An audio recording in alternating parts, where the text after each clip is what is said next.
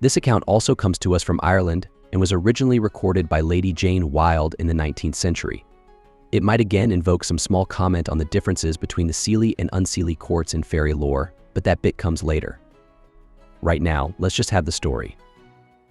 One bright morning, a young man named Jemmy Nowlan dressed in his best and set out for the fair to be held in Slane. Jemmy was a handsome fellow, tall and strong, and few men in the area were his equal in any of those regards. He had some cattle being taken to the fair to be sold, and Jemmy planned to meet the men acting on his behalf there. He set out at a brisk walk and was making good time. That is, until he reached a stretch of road overshadowed by trees and apparently deserted except for himself. Presently, however, he heard the sound of hoofbeats and an elegantly dressed rider clad in black appeared, riding a magnificent black horse. The horseman came up beside Jemmy and spoke to him, calling him by name, saying that he too was going to the fair in Slane and would be pleased to give him a ride. Jemmy might have been young, but he wasn't naive. He didn't know the man and didn't understand how such a fine gentleman would know him. Plus, the man's very presence made him uneasy. Jemmy knew that sometimes the fairies kidnapped young men and women and carried them off to their fairy hills, never to be seen again. Jemmy, while also looking for avenues of escape if it came to that, tipped his hat and very politely declined, whereupon the gentleman told him that he simply must come with him. He reached out and tapped Jemmy's shoulder with his whip, and the next thing Jemmy knew, he was on the horse behind the unknown gentleman with no memory or understanding of how he got there. He didn't have time to think about it, since the dark horseman immediately touched spurs to the horse's flanks, and they were off, riding at such a speed that Jemmy couldn't do anything except hold on. Mountains and forests flashed by for some time, until finally the black horse came to a stop before a magnificent castle, where he and the dark gentleman dismounted. Immediately, several servants poured out of the castle and greeted the gentleman as their lord. He instructed them to put Jemmy into something more suitable. Jemmy noticed right away that the servants were rather small and not human, but they were extremely civil to him, and he couldn't bring himself to resist their politeness. He bided his time until he was sent for, and they led him into a magnificent hall decorated with flowers. The room was filled with very finely dressed people who were dancing to ethereally beautiful music. Yet Jemmy in his velvet suit and feathered cap was not second to anyone there in his dress or appearance. Jemmy was immediately surrounded by a throng of lovely young ladies who began bickering over which of them he would dance with. To keep the peace, he agreed to dance with all of them.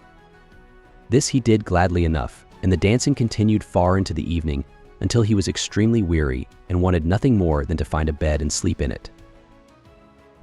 The dark gentleman summoned a servant and instructed him to put Jemmy to bed, but first he would hear Jemmy tell him a story. Jemmy begged off, first because he was too tired and only wanted to sleep, but also, as he was not a learned man, he had no stories to tell. Upon hearing this, the dark gentleman instructed his servant to put Jemmy out of the castle, since no one who couldn't tell a story was worth his bed or supper. And immediately the servant did as he was told, and Jemmy was suddenly outside the castle gates beside a bench. Since he had no idea where he was, Jemmy decided to sleep on the bench and try to find his way home in the morning. He had no sooner settled down when three men came strolling along carrying a heavy-looking coffin. Again, the men greeted him by name, though he did not know them. Their leader proclaimed they had been looking for a fourth man to make their party complete, and so they made Jemmy get up and help them carry the coffin. They made their way through forests and bogs and hedges, with the exhausted Jemmy stumbling along with them, until they finally brought the coffin to an old churchyard in the valley. Once they reached the church's graveyard, they immediately began arguing over who would dig the grave. Their leader directed they should draw lots to decide, and Jemmy lost. They gave him a shovel, and he dug the grave, tired as he was, but when he was done, one of the men proclaimed that this was a poor spot for a grave, because his father was buried there. He simply would not have someone else buried in the same place. Once more they took up the coffin and carried it across field and forest and fen to an entirely different churchyard, and a new spot for the grave was chosen. And again, Jemmy had to dig it. When that was finally done, the men had a new subject of discussion. Who shall we place in the coffin? Their leader then announced they need draw no lots, and Jemmy Nowlan must go in the coffin. They immediately tried to seize him, but Jemmy, weary as he might be, was not having it. He fought back, dealing them such blows as might have killed most men, for he was very strong. Yet no matter how hard he struck, the men kept getting up and coming back after him. Worse, in his weariness, Jemmy felt such strength as remained to him was waning fast, and he had no weapon. When all seemed lost, Jemmy noticed that their leader carried a wand of hazel wood. Remembering that hazel was good luck, and not having any better plan, he caught the leader unaware and snatched the hazel wand away from him. Jemmy waved the hazel wand 3 times over his head and began striking the men as if he held a sword. To his astonishment, all 3 men fell to the ground and did not get up. Not trusting that his luck would last, Jemmy held onto the wand and took off running. He ran blindly, but when he finally had to stop, he found himself outside the same castle gate, where a servant greeted him, saying that their lord was waiting for him. He led Jemmy inside the castle again to where the dark gentleman waited for him, lounging on a couch.